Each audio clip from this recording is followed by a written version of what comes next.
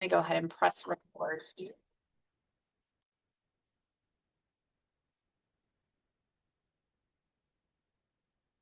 All right. Well, good evening. Hello, I'm Dr. Carolyn Francavilla. If you are not familiar with me, I'll tell you a little bit about myself.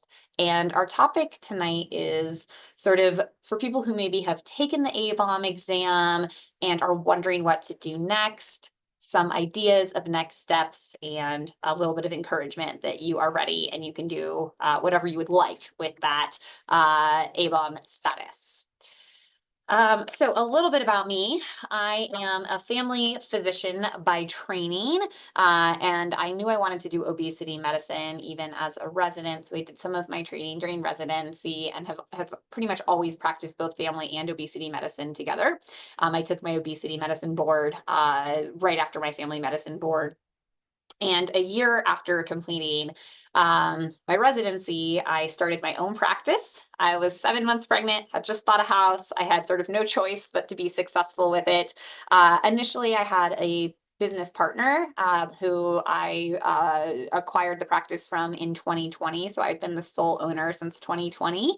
And we now have four other physicians. We have one starting in just a few weeks. So there's five of us as physicians, including myself and one nurse practitioner.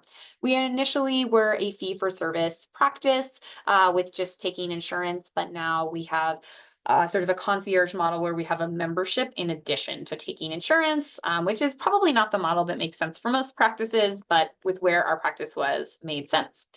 And a little bit more about me. I'm on the Obesity Medicine Association Board of Trustees. I am actually now the chair of the AMA's private practice physician section. I'm the creator of the Obesity Medicine Startup Course and Toolkit. I run masterminds. I have a podcast on weight and health. And really, as someone who's always been passionate about obesity medicine, I want to help other clinicians do this the right way and really have an impact on their patients' health. I always like to emphasize, to me, obesity and weight management are really all about helping people live longer and live better. That's sort of my tagline that I like to use. And so there's lots of different directions you can go with your training, but for me, it's all about health. And so you'll kind of hear that in the discussions I have with my patients and the way I frame things, but you can have your own objectives or reasons why you are interested in weight. Okay, so that's a great transition to this first slide here. So as you are thinking about what you want to do career-wise, I always start when I'm coaching people on career choices with your why. Why do you want to do this? For me, it came from a place of really seeing the impact that weight had on metabolic disease, on diabetes, cardiovascular disease, the patients I had in my residency program that were on dialysis, the patients with amputations, and really wanting to prevent those things. So that was my sort of academic, my reason for doing this. And then in terms of starting my own practice, my reason for doing that was autonomy, doing things the way I thought was best for my patients. Also in 2015, when I started my practice 10 years ago, there wasn't really jobs for obesity specialists. That wasn't a thing. That's something that's really changed. There's definitely people who are looking for diplomats in the American Board of Obesity Medicine, but in 10 years ago, that was not a thing. People had no idea what I was talking about. So really to treat obesity, I had to start my own practice at that point. And again, that's really changed. But I think knowing your why is really important as you figure out what you want to do next. Do you have a passion to treat a certain type of patient? Do you have a personal reason? Maybe you yourself struggled with obesity. I find that's often the case for people who become interested in this field. Maybe there's financial reasons. Maybe there's professional reasons. So what is your why? Why did you add on this additional training? And I think that we all get the most satisfaction when we are addressing our why, when we're really making our choices for reasons that make sense to us. They don't have to make sense to everyone else, but if we know what our values are and we stay true to them, that's really important in this process. So then let's think about sort of what your options are. And I should have said this in the beginning, but most of this is going to be Q&A. So if you have like burning questions that you know you want to ask, feel free to pop those into the Q&A at any point because I will have plenty of time at the end of this to answer those. But what are your options, once you have done additional training to become a diplomate of the American Board of Obesity Medicine? So one thing, and this can be a great place to start, is just integrating what you're doing to your existing practice. Now, occasionally this doesn't work. I know there's ER doctors and radiologists and specialties that really don't treat obesity in their clinical setting. But for the majority of people who take the ABOM exam, their family medicine, internal medicine, OBGYN, endocrinology, anything where you're sort of office based and you're already talking to people even a little bit about these things, you could just integrate your treatment of obesity into your clinical setting. And I'll talk a little bit about how I do that and what that looks like. You could also do this as a side job. So maybe, your day job is as a OBGYN or radiologist, but you have a passion. Maybe you want to start this for extra income. Maybe it's for passion. Maybe you want to turn it into something bigger, but you could do this as a side job. That could be working for a telehealth company, but that could also be starting your own telehealth or in-person option that you do on the side. And the nice thing about obesity medicine is there's not really any emergencies. And so you could be absolutely fine having an obesity clinic that sees people one day a week. And I have colleagues who do that. They have their day job 5 days a week, and then on Saturday they have their little obesity clinic that they do. So options for that. Employment, again, this was not an option a decade ago. There was almost no one who wanted to hire someone with this training. Now there's lots of options. And so that may be one of the many telehealth companies that have popped up. If you're thinking about this, I think knowing that why is really helpful to find something that's aligned with you. Some of these companies do a lot of counseling and really are doing comprehensive obesity care. And some of them are just going to be a little bit more of like signing scripts. So making sure you know what you're signing up for.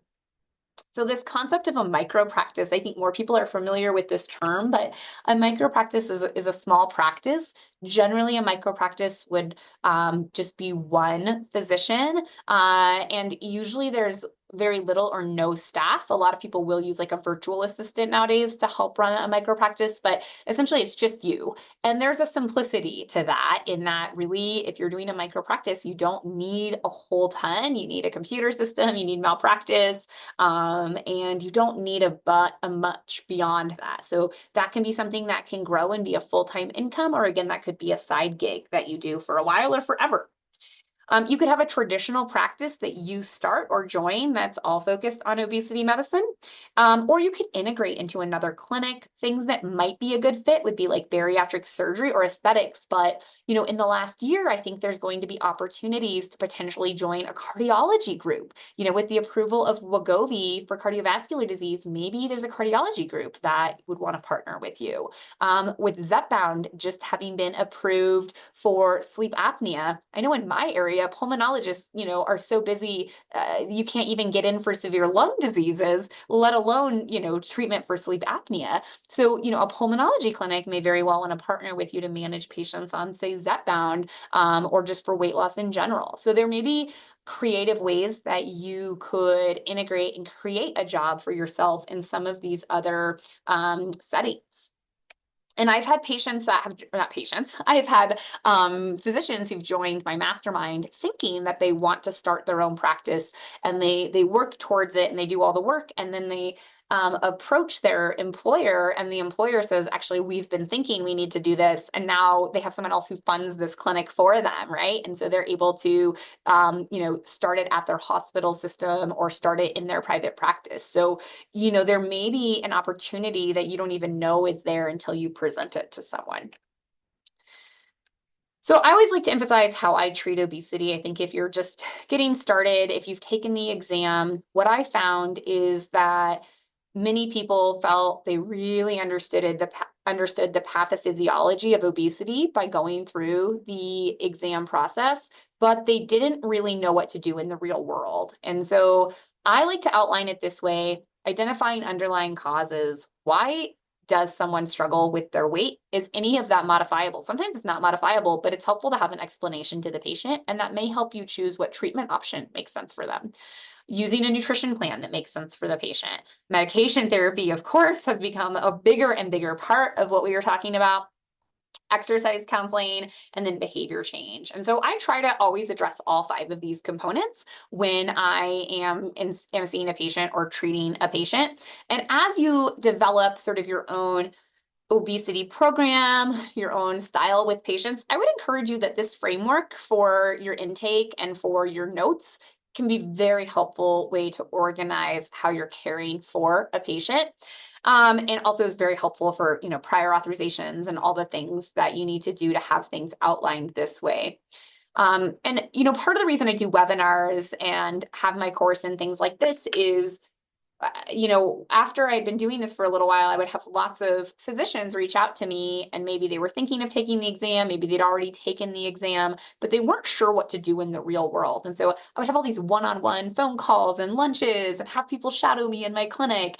And finally, it was like, I need to do this on a bigger scale. So I started doing webinars, I started offering my course, I started offering masterminds, because again, I think for a lot of people, they feel like they really understand the science after taking the board, but they may not even really understand what to do in the clinical setting to be efficient. And certainly if they're thinking of starting their own practice, feel a little overwhelmed.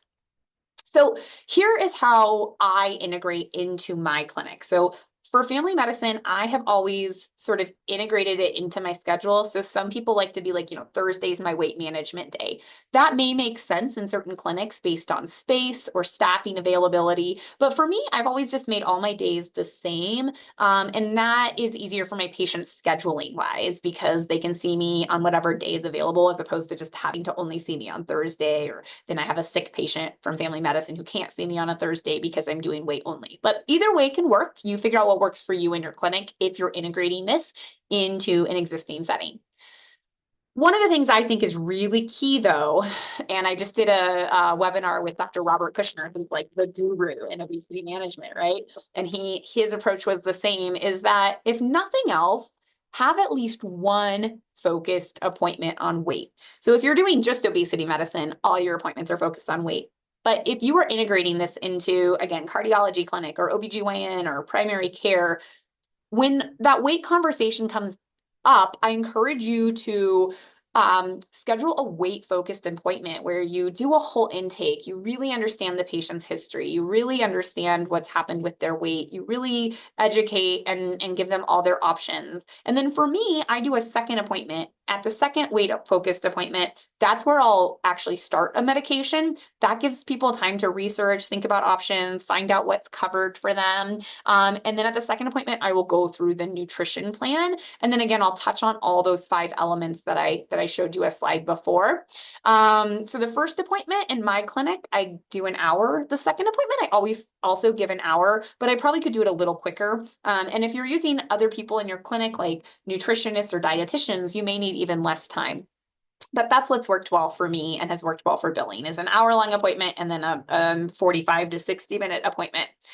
I recommend seeing people monthly for at least the first 3 months, but often for me, it ends up being the first 6 months. By 6 months, we've usually really dialed in what is working for the person, and then we can space out appointments. Some of my patients like to space them out as much as possible, so we'll space out to 3 to 6 months. Some of my patients really find seeing me as part of the process, and they will see me every 4 to 6 weeks for many years, if that is helpful.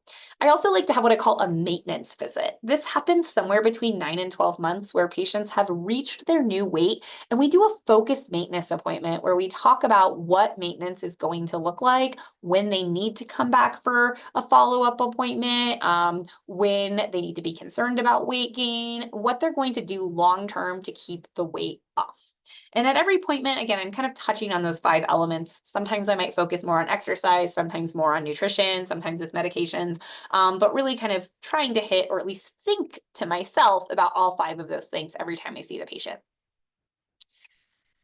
So again, I really like to have clear appointment types first appointment is an intake. I usually don't start anything or give any advice. I'm really gathering information, getting labs, and thinking about options that might work for the patient and letting them know what those are. Second visit, I'm really starting the medication and a nutrition plan. And then follow-ups for me, sometimes I'll integrate with primary care, especially things like high blood pressure, depression, anxiety, ADHD, sleep apnea. Those things to me often go hand in hand with managing weight. I try to have urgent issues, be addressed separately. So I'm not trying to triage an ankle pain and address weight at the same time. And then again, I have that special weight visit, and then try to, separate out annual visits so those can be clear as well as acute visits. So, figuring out what works for your clinic flow, this is how I do it. I very clearly have a first and second weight appointment, and then I integrate it in a little bit more. Okay, so let's say you're going this integration option, and you're going to just add this right now to your current clinic. Maybe you're going to keep doing whatever your primary specialty is, primary care, OBGYN, whatever, and you're adding this, or maybe you're going to transition to this.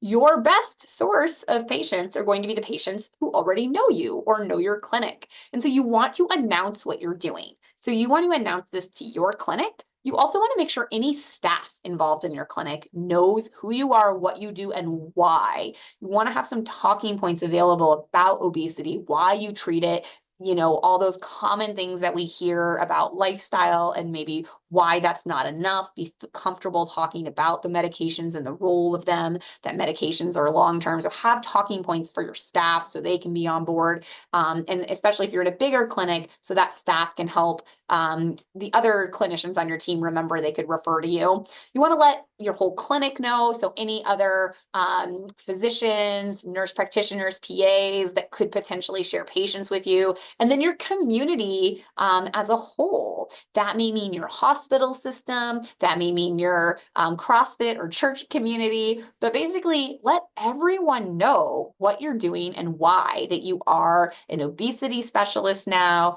and what you can offer to patients. This may also mean putting things on social media, even if it's just to your local group, your friends, your family. It doesn't have to be like a big production, but even just letting the people closest to you know what you're doing is going to help people start referring to you. So be prepared to explain what you do and why you do it. So, again, my tagline is I help people lose weight to treat and prevent medical problems so they can live longer and live better. So some variation of that is what I'm using to explain what I do to people in a very succinct way. That's very different from something that's maybe aesthetics based, which again is totally fine if that's what you're doing, but you just want to be clear. Like maybe you like to help women feel more confident about their appearance. That's fine. Be clear who you are so you get the right sort of patient for you. And then again, have a plan of how you're going to focus these visits if you're integrating into your clinic and make sure that the whole team as well as patients are on board. So maybe you're thinking of starting your own practice. And if so, I'm here to encourage you and be your biggest champion for that. And here's what I always say. Business is simple. There's just two rules. The first is that your business has to make more money than it costs to run. This is what is known as a profit. If your business isn't profitable, you're not going to be able to sustain it. So that's like number one. And then number two is just don't break any laws to accomplish number one. I'm not sure everyone is paying attention to that one lately, but I think it's a real important one. So, that will also be another way to go out of business is if you are breaking the law to try to make money. But I think if you break it down into those two things, it makes it a lot more simple, the idea of running a business. So, we talked about integrating into your practice, which again could be an employed situation or a private practice. But let's look at what having your own practice, maybe you want to start your own business with this new certification, this new ABOM that you have. So what could this look like? Well, telehealth, of course, is huge. If you are doing telehealth, is it going to be all telehealth? that may have some challenges in terms of advertising and getting traction in a community, but certainly will have a lot less overhead. Or are you just going to do some telehealth and have some availability in person, which I think it's nice if possible to have some in-person availability because there are some people you'll want to see in person, especially if you're using older medications like phentermine. You want to know if you are going to take insurance or not, and if so, will insurance cover it? It usually does most places, but some states have better coverage than other. I'm in Colorado. We've had telehealth parity since like 2016. So we've integrated into our clinic way before COVID and have always gotten paid by private insurance and Medicaid. But if your state doesn't have parity, it may not pay as much to do telehealth and take insurance. And then Medicare is still, we don't know what's going to happen long term. It's been extended right now, but only through March of 2025. I think it will be extended long term. But if you were going to do a lot of Medicare, that could be a bit of a problem if you're doing only telehealth. And then controlled substances, we have our newer, more powerful medications, but we do have phentermine, dialtopropion, phendimetrazine, benzathymine, which are controlled substances, and Qsymia, of course. And you may have some limitations telehealth wise on what you feel comfortable doing or what you're even legally able to do based on your state if you're only telehealth. So just considerations for telehealth you may not have thought of. Are you going to do group visits at all? These can be really effective. They can be a way to see a lot of people at once. If you do this, is it cash? Is it insurance? Are they in person? Are they virtual? Are you running them? Is a dietitian or someone else running them? If you're taking insurance, the best way still in 2025 is really going to be to bill as your primary specialty. So you're basically billing primary care when you're seeing obesity. There can be some challenges there. Sometimes obesity codes are not paid for, so you have to bill for other comorbidities you're seeing the patient for. Taking insurance is something I have always done. For a long time, I was encouraging people to take cash because insurance doesn't pay well. There's lots of challenges. But I actually think in the last couple of years, I've been doing a little more advising to take insurance. And I've found some of the people I work with are taking insurance more often because there's so many people in the space now. So if you're starting your own practice and you're doing all telehealth and it's cash, you're competing against big company like Rose and Hims and Hers and Calibrate and Weight Watchers that all are doing telehealth for cash. If you take insurance, you may have a competitive advantage now of people who want to or need to use their insurance for care. So that may be a reason to consider it. You can definitely build a panel very quickly if you take insurance because people are much more willing to see you on a regular basis if they have a $20 or $40 copay than if they're having to pay a higher amount.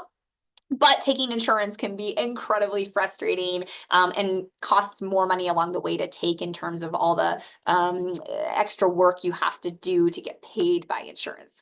And it may just be part of the reason you're doing this is to get out of an insurance-based system. But there's pros and cons to taking insurance. Cash can be a much simpler practice to start, definitely can reduce headaches. And a cash practice can be done different ways. So that can be done fee for service where you just charge for your time. So, each visit's $200 or, initial visit's $300 and follow-ups are $150 or however you want to do it. You can also think about memberships. For obesity, I like to recommend memberships where there's sort of like an initial process for maybe 6 to 9 months that's at a higher price point, and then like a maintenance plan that's at a lower price point.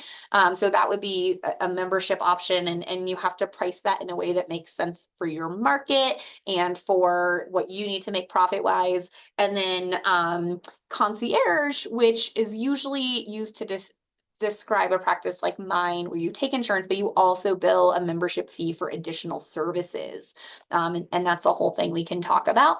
And then are there going to be other people on your team? Are there going to be other doctors you work with? Are there going to be nurse practitioners or PAs, coaches, therapists, dietitians, physical therapists? Lots of options of who else can round out your team. But a lot of times when people are starting their practice, they think of this whole team, and that can be great, but if you don't have the funding to pay for a whole team when you're first starting, then you can be working a lot just to pay your team and not making a profit. So kind of have to really think that through if that makes sense for you. And I'm seeing some questions in here. I'm going to get to them all at the end, but please feel free to pop in those questions. So If you haven't thought much about business in the past and you are thinking about starting your own practice, here's just like two easy ways to break it down and think of it. Okay. So some questions I like to ask when we're starting this process is how much do you want to work? If you're willing to work, 70, 80 hours a week, you certainly can often make a lot more money than if you're willing to work 20 hours a week. So know how much you're able or wanting to work.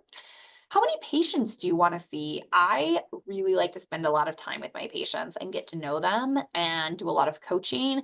And so there's a real limit of how many people I can see in the model of care I like to deliver. And if I have too many patients, then I won't remember everything about them and it won't be personalized anymore. So that's a limiting way for my style of practice. How much money do you want or need to make? That's going to be really important when you're thinking about having your own practice. And then what's your overhead, which just means how much does the business cost to run? Other things you need to think about is where are you located? I have a friend who started a DPC practice in rural Illinois. The amount she charges for a membership is very different than what a doctor in Denver might charge for a membership. People have different incomes, different expectations. And so those sorts of things do matter. If you're located in, San Francisco, LA, New York, you may be able to charge a lot more than other areas of the country. And you might need to charge a lot more to pay your rent or other things, those places. If you're taking insurance, you want to get a sense of what those insurance reimbursements are like. These can vary a lot regionally, and they can vary from specialty and other things. So again, I'm in Colorado. We do take Medicaid in our clinic, and Medicaid actually pays decently in Colorado. In other states, it pays pennies on the dollar. It doesn't pay very much. And so it may not make sense as a business choice to take that some places. And then what type of patients do you want to serve? Are they going to want to use insurance? Do you live in an area of the country where people expect to use insurance? Do you live in an area where people are willing or able to pay cash? Those are all things to consider. Okay, so breaking down how you actually do just the basic financials for your practice. Let's say your goal is to pay yourself $15,000 a month and your overhead, your rent, your EMR, your malpractice, your virtual assistant, all the things you need, is about $7,000 a month. And let's say you feel like you'd be really happy seeing 150 patients. Like that feels like, the max you'd want to do. You don't want to work full time, and that feels good. So how do you do the math? Well, if you need to make $15,000 and your overhead is $7,000, then you need to bring in $22,000 a month. And if you want 150 members, then you need to be charging $146 for a member per month to make that amount of money. So that's actually seems pretty doable, right? And I'd probably round that up to like 149 or 150. Let's say you're doing fee for service. You're going to take insurance or just charge per visit, but maybe you take insurance. And again, your goal is $15,000 a month that you pay yourself. Your overhead is still $7,000. And you think that you would be happy seeing about 45 patients in a week, and that you are going to work 48 weeks a year. So now we, again, are trying to make $22,000 a month, and we need to see 180 patients in this model. So we would need to make $122 per visit, which means that, we would need to make sure that our insurance is paying us that amount if we're taking insurance. Otherwise, we're going to have to see more patients. So those are just some ways to kind of think it through ahead of time when you're kind of thinking about, how realistic is this? How would this work?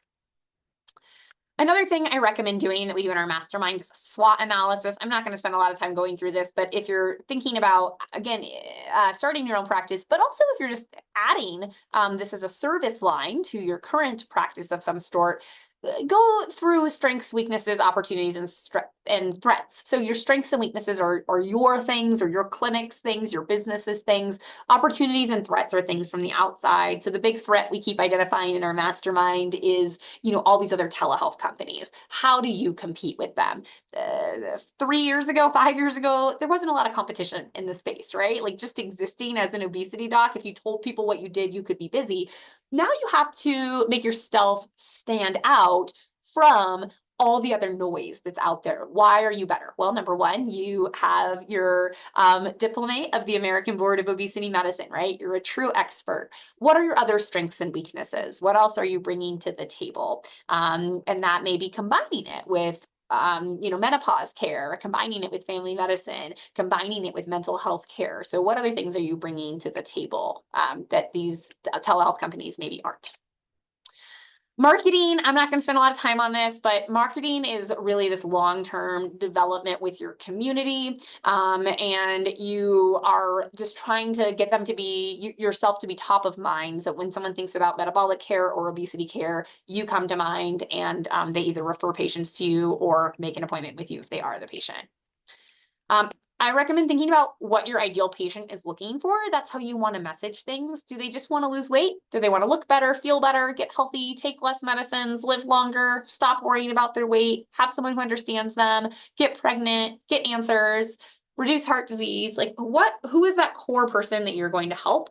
And when you're marketing, whether that's sending emails to patients that are already in your practice, or whether that's letting other doctors know what you're doing, or social media posts, know who your ideal patient is. And then same thing, you have your ideal patient, you also have your ideal referral source. So who in your community can recommend you? Again, whether you're telehealth or in person, you're going to need people to recommend you. So, do you want to partner with orthopedic surgeons? Do you want to partner with primary care docs who need more support managing diabetes? Do you want to partner with OBGYNs who see a lot of patients for fertility, pulmonologists, patients who just want someone who spends more time with them? So who are the referral sources looking for? And if you're working with other doctors who take insurance, that can be a selling point. If you have a network of other doctors who take cash or do memberships, then their patients may be more on board with that style of payment. So, marketing put simply, people don't want to buy a 1/4-inch drill. They want a 1/4-inch hole, which is to say people don't want an obesity specialist, right? Like that's not what most people are looking for. A lot of the patients I treat don't even really identify as having obesity, but they are worried about getting diabetes. They are worried about getting cancer. They are frustrated that they can't lose weight. And so they're looking for someone who can help with those problems. They're not necessarily looking for someone who's treating obesity. And again, you may find that term obesity doesn't resonate with the public as much as a term like weight or metabolic health, or again, what is your patient looking for? Because they're probably not looking for an obesity specialist. They're looking for someone who can help with their weight, or again, help with their diabetes or some other problem. Okay. And then these are all but what about, okay, you've kind of pumped me up that maybe I can do this, that maybe I could start my own practice. There are experts that can help you with everything. So if you have legal questions, there's lawyers. If you have accounting questions, there's accountants. If you have tax questions, there's accountants. If you have malpractice questions, there's malpractice like agents, right? There's people who know how to help you solve that. Computer systems, there's people who can help with that. So you are a doctor. You're now maybe, if you're my target audience today, a diplomate of the American Board of Obesity Medicine. You've done hard things. You can do a hard thing like having your own practice. And just like you do as a doctor, if you need support, if you need the specialist help, you're going to, get a referral, right? You're going to get help from specialists like accountants or lawyers who can help you when you need it. All right, so kind of final thoughts. There's no right way to practice medicine at all, or obesity medicine. Lots of options of how to get started. If you already have a practice where you could incorporate obesity medicine, I would recommend thinking about starting there, getting comfortable, becoming an expert, making a name for yourself with patients and a community that already support you. And then if you want to turn that into your own practice someday, great. If you're also just like part of the taking the exam with starting your own practice, great, you can totally do that. And if you're just looking for a career change, again, there are lots of people that are hiring obesity specialists right now, but make sure it is in line with sort of the values and your interest in doing this, because I think that there's some great companies out there, and I think there's some that maybe are not delivering really comprehensive obesity care, and you might be disappointed. Set expectations for your patients of what you can really accomplish, how much you can do in a visit. I think comprehensive obesity care takes a lot of work and a lot of time. And so starting with that structure, explaining patients this is a long-term thing and you're going to see them many times. There's no quick fix. We don't just prescribe a med and not see you again. And then I always like to go back to making choices that work for you and your patients. This can evolve over time. But if you focus on what serves the patient and what also gives you that career and professional satisfaction, then it'll guide you to the right place. And that may change over time. Okay. So those were like some of my thoughts, getting things out there, starting points. I know I had someone who submitted questions by email, so I'm going to get to those too. But if you have questions, pop those into the chat.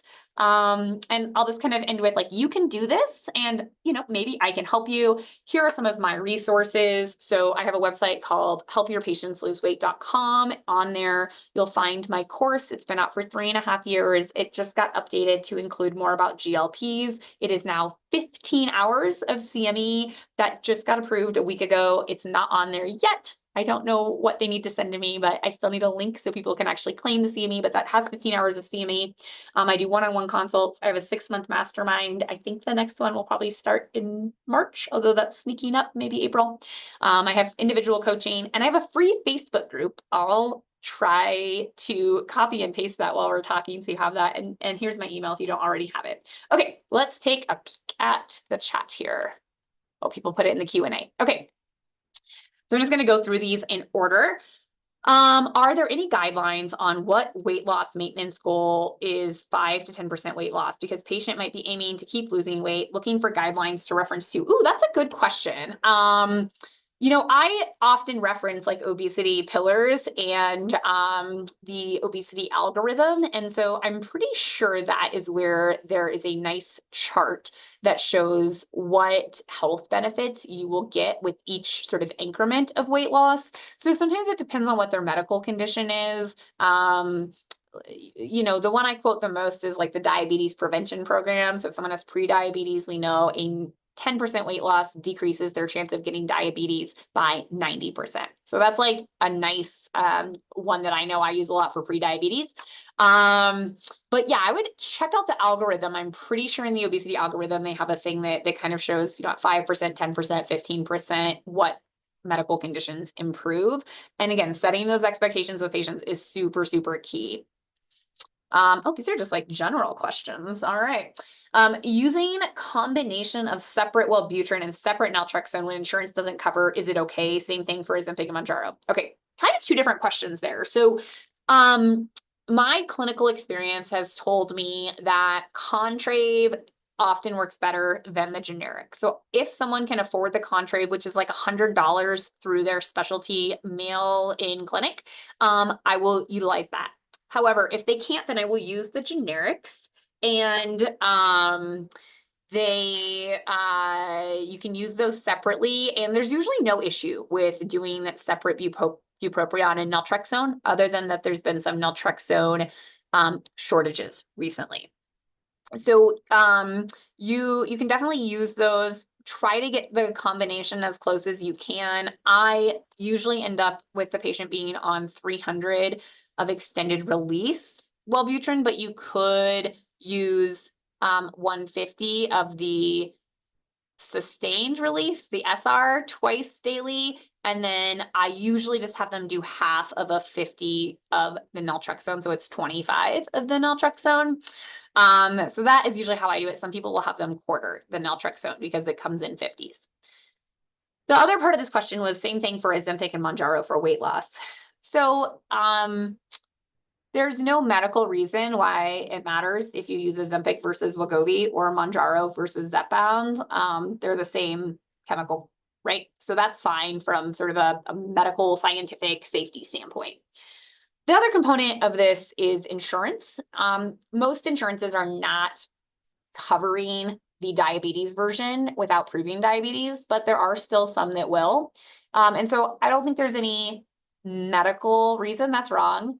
I don't think a legal reason that that's wrong, but there have been colleagues who have gotten letters from insurance companies for doing this, demanding compensation back for medications that were not prescribed on label, meaning if you prescribed Ozempic to someone who did not have type 2 diabetes, there have been insurance companies who have tried to get the doctor to have to repay that.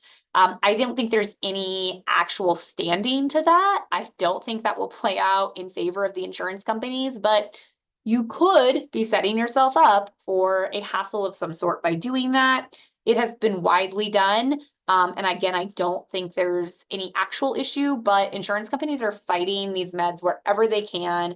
And there have been colleagues who have had issues with using Ozempic or Mounjaro off-label for weight when the patient does not have diabetes. I don't know if that was helpful or just made you more scared to do any of this. Okay, basic office equipment. There's definitely some great OMA talks on this, and my lectures have this too. You really don't need that much office equipment though for an obesity clinic. You probably need a stethoscope. You probably need a blood pressure cuff and in different sizes so it can accommodate different body sizes. You want to have chairs that can support higher weights. A lot of chairs have a max weight of like 200 or 250. You probably want something higher than that so your patients can sit comfortably and safely in them. You need a computer. You probably need an EHR. Those are really like the main equipment that you need. You're going to want a scale of some sort, also with a high capacity. I've always loved body composition scales. I'm a huge InBody fan. I just got an upgraded InBody. My original InBody has been going solid for 10 years, but I wanted one with fancier technology. So I like InBody.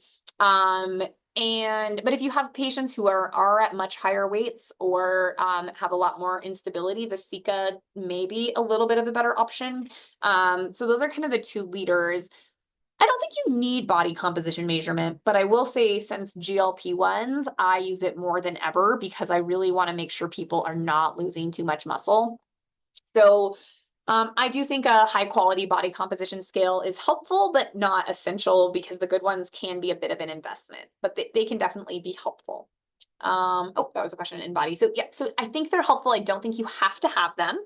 You could just do weight and possibly waist circumference. But I do think that they are really nice to have, and they can be a value add to patients. A lot of patients do like that data, and it does make it feel like you're doing something a little more special in your clinic when you have those for them. Best EHR. All right, there's no best EHR. They're all terrible, but some of them are more acceptable than others. I used Practice Fusion for years. At the time I left them, they did not appear to be compliant with the sharing of notes. So my patients couldn't see their entire note. That was the main reason I left them. But Practice Fusion is very affordable, though possibly not compliant with federal regulation that patients can get their notes. Elation is what I switched to. I've been satisfied with Elation.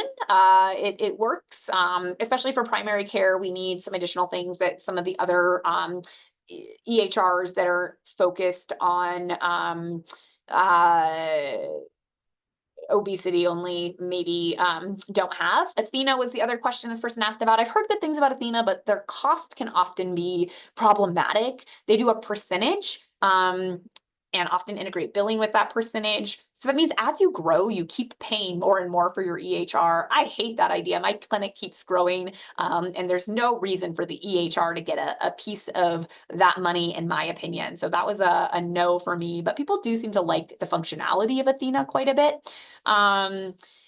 There's two other options that I like if you're doing weight focused. Healthy with an IE is a pretty cool platform. And I've heard good things from some of the people in my mastermind who have chosen that. So that can be great if you're a little more tech forward, telehealth, and focused on obesity and metabolic health. And then there's a new company. They've posted in some of the groups, but I've met with them a few times. I think they're doing some pretty cool stuff for obesity practices called Meto, Meto, and they have an EHR that they keep adding to. So that may be a good startup option. So, play around with them. But I think Elation is a reasonable option. I think that Elation will get the job done. Pay for a specialist expectation in health system. I am not 100% sure what that means. So if you have a clarification on that anonymous attendee, the pay for specialist expectation in health system, I don't know if I'm not sure what that means if you're expecting to get paid as a specialist. I think we should be as obesity physicians, but oftentimes, people are paid more just the same as like a primary care physician would be. Where would you recommend that one start looking for respectable telehealth jobs? I I think asking questions, about how they do it. LinkedIn definitely is a place to be if you're not on there for anything professional. It's a great place. But I think asking like how they deliver care, how many people will be on your panel, is it sort of an unlimited, you're just signing off on scripts, or, do you see 12 or 15 people a day? So I think those are some of the questions to ask when you're looking at these places. I'm pretty vocally against compounds. So for me, I wouldn't want to work for a company that did that. But those might be all things that you're considering.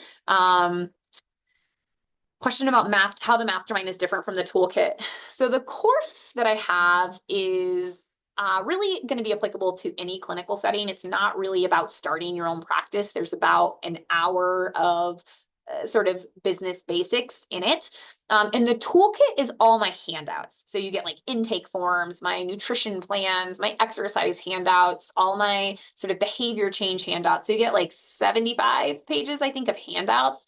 And you can modify them. So you can update them or change them so they're more appropriate for your clinical setting. So that's really the toolkit. The mastermind, we meet on a monthly basis and we do some business lectures. And then there's a lot of like Q&A. We work on elevator pitches. We work on that SWOT analysis. We work on SMART goals. And so it's really much of like more of like a business mastermind where we're starting and growing your practice and troubleshooting anything over that 6 months that comes up. And then you have access to like a group chat so you can ask things as you go. So the mastermind is much more business focused, whereas the course is really for anyone. You could be integrating it into family medicine. You could be starting a clinic, but it's not as business focused. It's much more the real world practice of obesity medicine. Have you seen anyone taking limit insurance, one or two companies, and have cash pay? Yeah, that is totally an option. So for me, I someday will stop taking insurance, I'm pretty sure, but I probably would still take Colorado Medicaid because it pays okay, it pays reliably, and in Colorado, I can't charge cash for Medicaid patients, but maybe I drop like everything else. So you can absolutely pick and choose which plans you're on to some degree. Now within a plan, you usually can't. So like if you take Humana, usually you have to take all the Humana plans. You can't be like, oh, I don't take the HMO, but you can potentially just not see those patients, but you wouldn't be able to charge cash if you were on the Humana plan. But like, let's say you're like Humana pays terribly, or Aetna pays terribly a lot of places, or like United Healthcare is too big of a pain to work with. You could absolutely just take a couple insurances and then anyone else has to pay cash. You could just take Medicare and everything else is cash. So you can absolutely pick and choose, and sometimes you don't have a choice because you don't always get credentialed with a private insurance company. Some of them will say their panel is full or they won't credential you, and then you can take cash for just those patients. Thoughts on home body scale, Renpho, et cetera? Yeah. So I think, especially if you're doing a lot of telehealth, having patients do body composition at home can be helpful. The home scales, range from like $30 to like maybe $250 for the in-body home scale. And actual, in-body or Sika is like 10,000 plus. So there's a very big difference in technology and accuracy, but you can get some idea of what's going on with people on those home scales. So Renpho seems to be the most popular amongst colleagues. In-body has one, it's quite a bit more. So those are two options. But yes, the home ones are probably better than nothing, but they're not going to be as precise. Or they're going to be precise. They're not going to be as accurate. Okay. Who are the staff required to start up an obesity practice? Do patients also visit with a dietitian monthly? So you can start a practice with no staff.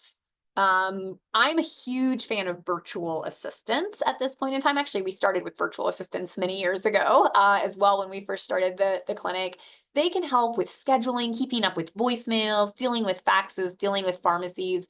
So I suspect you're going to want like a virtual medical assistant, if nothing else, but you may want someone in person. You may want a medical assistant who can do blood draw, help with vitals, help with scheduling. So one sort of assistant may, depending on your style of practice, be very helpful, and probably, as long as you get busy within a few months, is going to be worth the money to have some sort of kind of like a medical assistant, probably.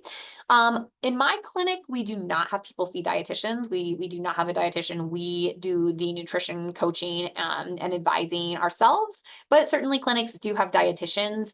Dietitians can be hard to have insurance pay for. Medicare will pay for it usually for diabetes, you can get it covered, but for just obesity, you're usually not going to have at this point in time good insurance coverage for that. But if people are willing to pay cash, there are definitely a lot of clinics who will have a nutritionist or a dietitian if that's not something the physician likes to counsel on. I personally love having those conversations. And so I've always enjoyed doing that myself, but you certainly could have a dietitian do that. I also, at different periods of time, have had nurse practitioners in my clinic who do that, where I see the patient for a visit and then I alternate with the nurse practitioner and they do a little more nutrition counseling. So that has been a model that's worked at points in time in our clinic as well. So it just depends how you want to do it, how you want to bill, what your interests are, if you're going to do all that counseling or if you're going to have a team member. But if you're starting your own practice, and it's pretty small, then it's often, I think, best to start off doing those things yourself, and then growing when you're busy enough. Do you think shared medical appointments are helpful for patients to get more motivation? It really depends on your patients. We have done them in the past. We haven't done them in a few years. For some patients, they're great. And it really depends on your clinical setting. So some people love the shared medical appointments, and some places it doesn't work out as well. And you really need enough patients that you can get enough people at the same time, right? So you need enough patients that you can get 10 people at 4 o'clock on a Thursday, right? So if you're just starting, you may not have the volume to support shared medical appointments. But if you're adding this to an existing clinic, and maybe you're at a clinic that already has hundreds or thousands of patients, shared appointments may be super efficient. If you're in a place with lower income and people can't afford to pay cash for these visits, you may find that group visits are a way that you can deliver care much more affordably to a group of people, especially because some of the things we talk about, it's like the same thing. Some patients will not want to be part of a group visit. So I think that's just something to be aware of also. Do you have patients on GLP agents follow up with a psychologist or therapist as well?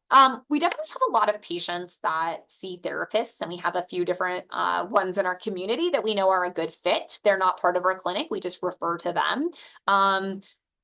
In Denver, we have had a huge psychiatry shortage, and I think that's been the case in most of the country. We're just now starting to get our patients in the last 6 months or so in with psychiatrists, but as a family physician, I have been doing most of the mental health management in my clinic. I just had a psychiatrist email me wanting to see some of our patients who just came to the area. So I'm super excited about that because that would be huge. But sometimes you have to see what resources are available in your community. So if you have a great dietitian and it financially works out, great, you should use that. If you have a great therapist, great, use that. If you have a psychiatrist or a psychologist, those can all be very useful teammates that you either just refer to or that you integrate in your practice in some way. So, we have wished for a psychiatrist for many years, and maybe you're getting close to having a psychiatrist we can partner with. In the Denver area, very few psychiatrists had taken insurance until recently, and it was really hard to get patients to see a psychiatrist for, like $300 or more a visit. What's negative about compounds? We have 2 obesity pillars articles that kind of talk at length about that. So I'm going to just reference that. I don't want to take over this session talking about compounds, but they're, no matter what anyone tells you, they're not FDA regulated. They're not going to be around forever. So you are going to have a challenge long-term continuing compounds because they are available through a legal gray zone right now. Zepbound basically will not be available legally soon. And semaglutide, probably not for that much longer either. So if you start someone on that, I think, like, what's the long-term plan? And they're not regulated, no matter what anyone will tell you. Best liability insurance company. Yeah, some people are reporting that they're getting quoted higher amounts for telehealth or for obesity. When you look for malpractice, depending on what you're doing, of course, you want to be honest, you want to be insured for what you're doing, but emphasizing obesity as something different from weight loss can be helpful. Some people are having trouble if they just say they're doing weight loss. If you're still doing your primary specialty at all, like family medicine, OBGYN, endocrinology, focus on that. Like obesity is just part of what you're doing. I have had some of my physician clients have trouble getting insurance if they really emphasize the weight loss part of their practice. So something to consider. Telemedicine is also something that has been a challenge for some of my clients. In Colorado, we have an awesome malpractice company called Copic, and they actually have expanded and have partners and plans nationwide. So they're awesome. They have some super cool programs. Highly recommend Copic. And then for startups, there is if you're just starting, you're just going to do this as a side gig. Autonomy MD is kind of a cool option. I don't think that they cover controlled substances, but if you're just starting as something little, they're kind of a cool option to get started with. They're like a fractional insurance. And then there's this doc named Brittany Busey, and she started this physician cooperative, and they have a insurance option as well, which I think is a good option for startups. And last I checked, they were doing telehealth and controlled substances because I told her that would be important for the people I work with. Let me get you the link for them. This is like her little quote. My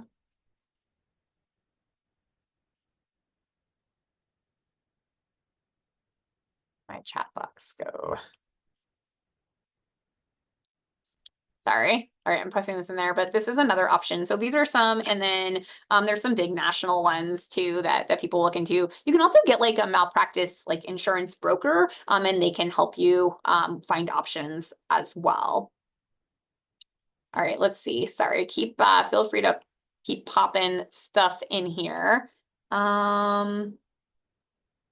I want to create a micro practice, hence hiring a dietitian is not an option. Agreed. Which resources are recommended to acquire real world nutrition knowledge? So this is something I've like talked about, like creating. I think my course has the essential nutrition information you're going to need. It makes it really easy, and it has all the handouts so you don't have to remember everything and you can just fill them in. So I think if you're starting a small practice and you want a place to start, that's great. So that's my course that you can find at helpyourpatientsloseweight.com. I honestly took like nutrition 101, like a college nutrition course. I think I took one before med school, and then there was one through Great Courses, which I think is still around, but it's like, like college courses that are basically like free or super cheap online. You don't get any credit or anything. So taking just like a nutrition 101, is great, but I think all the essential information you had to learn for ABOM. So I think if you pair that with learning about like keto, learning about plant-based options, learning about just general nutrition, you're in a good place. I think people overthink the nutrition. And what I do with my patients when they come in is I ask them what they eat in a typical day. And I would say earlier in my career, I would calculate a lot of that. And so I learned a lot going through that process with them, to the point where now I can mostly do it in my head. If they tell me something weird, I'll look it up. Or if they mention a specific packaged food, I look it up with them. That is a great way to teach them, right? So now we're looking at the nutrition label together, or we're looking up Chipotle and we're looking at that together. And so I'm teaching them, and then I'm learning at the same time what that food is like. So taking a lot of nutrition histories and helping people calculate their macros and their calories from that, you'll learn a lot on the fly. And if you have a micro practice, you'll have time to do that. And it's beneficial to the patient too, because you'll just like, oh, well, let's look at it together. And you can just calculate. And so you're teaching them a skill, and then you're developing it too. So I think that's a lot of how I developed that nutrition knowledge as well. And then if you've never done it yourself, maybe you log your food for a while and just learn from it, right? Not to lose weight necessarily, right? But just to see what's in what you eat. Maybe you try a plant-based diet for a week if you've never done it. Maybe you try keto for a week if you've never done it. Experiment with these things and you'll learn a lot. But I'm an experiential learner. So, that's my approach. I've not heard anyone find like the course that they recommend for nutrition. Do you typically give your patients nutrition advice, including meal replacement plans, like HMR, before starting on them on a medication? To be honest, the vast majority of people who seek out my medical care have tried lots of things before. So most of them have been on many diets before. Many of them have a ton of nutrition knowledge. If someone has never been on a diet before, maybe you start with nutrition. I just had a new patient last week. He was 70 years old. He really, needs metabolic care, and he's never really been on a diet before. So I kind of told him, you don't have to start a GLP-1. I think it would help you the most. Let's see what your blood work shows. But if you want to do, 3 to 6 months of nutrition coaching together and see where you end up before we try a medication, absolutely. The vast majority of people who seek my care have already done that. They've done all the things. They've tried a meal replacement program. They've tried multiple. They've done Weight Watchers. They've done all the things. And so those people I'm not going to make them try another strict diet, but some people want to try that if they've never done it. And some people will have weight loss from those things. But most of them long term will not keep it off. So I think it's just important going in with people knowing that. But I have people who've done amazing on meal replacement programs and have kept like half the weight off. So if you lose 100 pounds on a meal replacement program and you keep off 50 of it, that's pretty dang good. So that's a style choice. Some people love the meds and they always start a med, but you certainly can have people try a nutrition program for 6 months. And then if they haven't gotten the results they are looking for or the medical improvement they need, then you bump up the level of care. Let's see. Okay, we're actually at 5 o'clock my time, so we'll go through a few more. Okay, I'm sorry the chats aren't open. That explains why you guys are using the Q&A, but I'm glad you found that. Um, that was just a thank you. Well, thank you. You're welcome, anonymous attendee. Let's see. How do you convince them to log food in an app to calculate? It's hard for patients. So there are some apps now, and I'm sorry I don't know the name of one offhand, where they can just take pictures of their food. That can be helpful. The way I describe logging is there's kind of two ways that logging is helpful.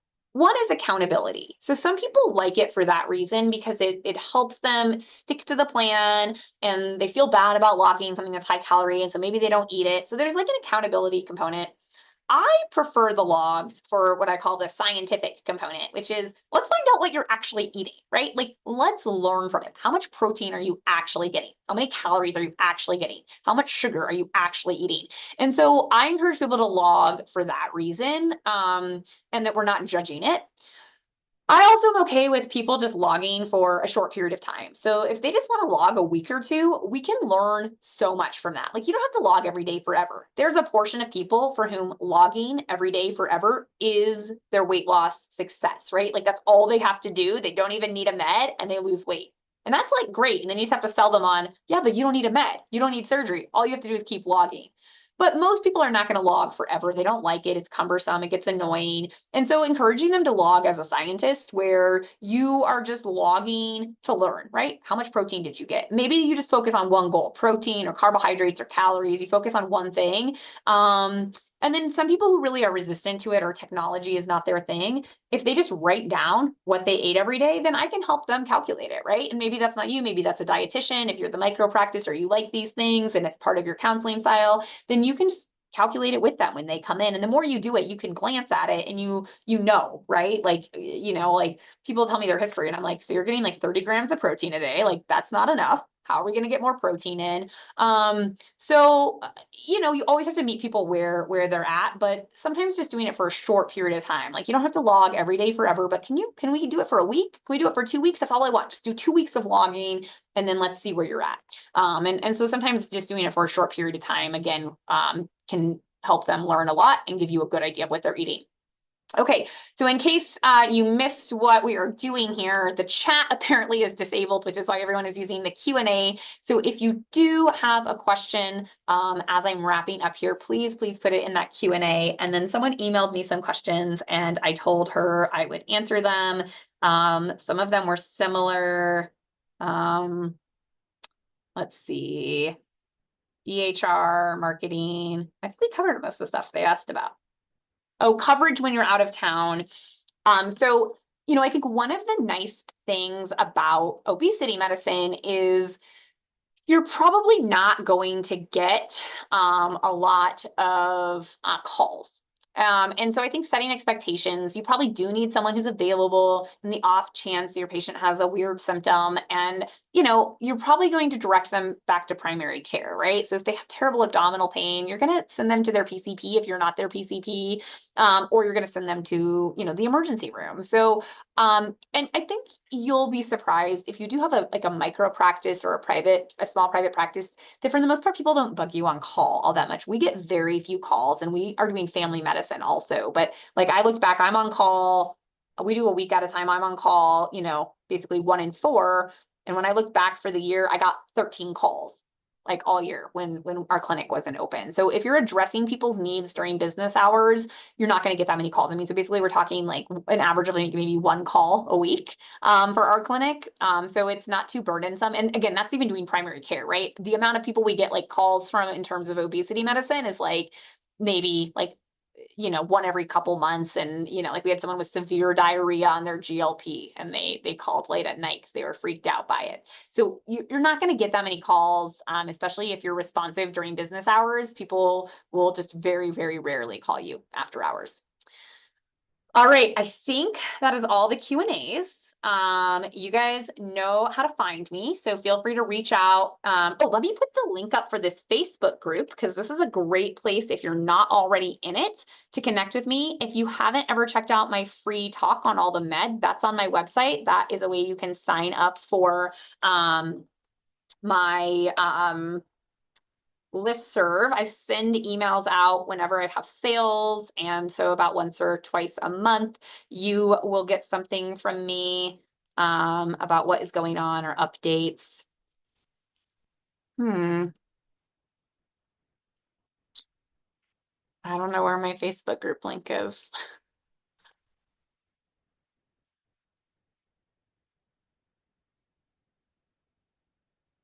Oh, all the chat stuff, because you guys can't see the chat either. I don't know how to, that's weird. It lets me put stuff in the chat. Let me do this.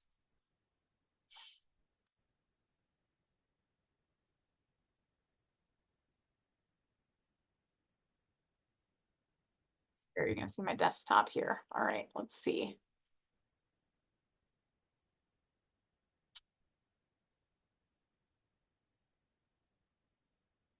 You guys see that?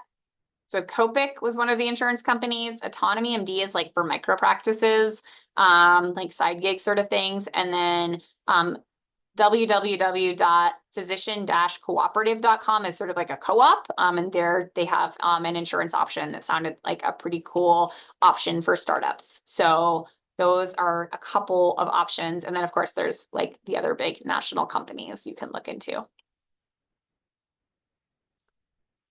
Well, when I send out the recording, I will send a link for the Facebook group so that if any of you want things there, that is a good place to go, and where I am offering my free advice between webinars that I offer.